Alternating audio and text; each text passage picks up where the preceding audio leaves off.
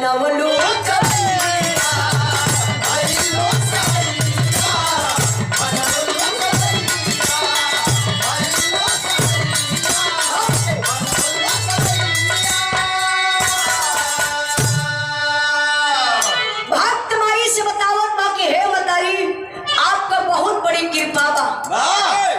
शकरे आँख न रहेले माई ओके आँख दिलू माई शकरे लाल न रहेला माई ओके लाल दिलू माई शकरे में हरारू ना रहलो के में हरारू दिलू माई।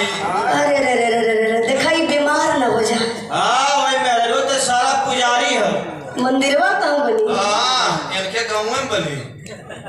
देखिए भक्त बतावत वकाहत बा घर की नारी लक्ष्मी हुआ करती है। हमारे बिरदरी का बात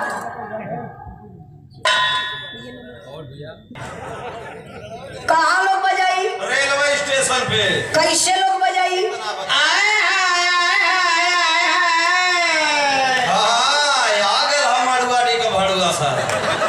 अरे नेताजी के सब हो जाए क्यों जाला के पलटिया में छक्का कहाँ से आया? बहुत बहुत प्रणाम नेताजी के जनशक्ति संगठन राष्ट्रीय अध्यक्ष बलदाऊ यादव जी ₹100 का पुरस्कार देकर के सम्मान किए। बेलवरिया के धरती से हमारे बड़े भैया अनिल यादव जी की तरफ से सब भाई के नमस्ते प्रणाम बा। लेकिन वंदना के लाइन में भक्त बतावत भैया का कहले बमाइटर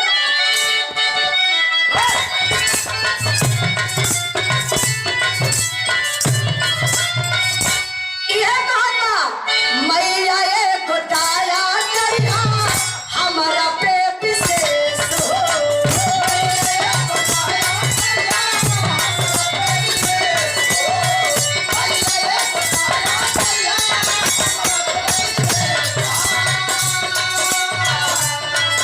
केहू गावे वाला के ना पहुँचे हमसे ठेस हो। केहू गावे वाला के ना पहुँचे हमसे ठेस हो। केहू गावे वाला के पापे लेके दिल में मैया पापे लेके दिल में मैया अपना ये सारी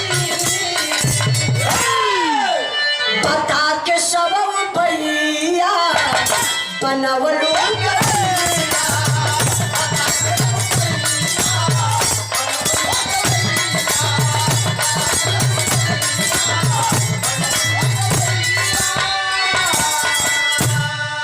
आखिरी बंद में भक्त माई से परिचय अपन देत बा कि हम कौने डाली के फूल वाली मास्टर साहब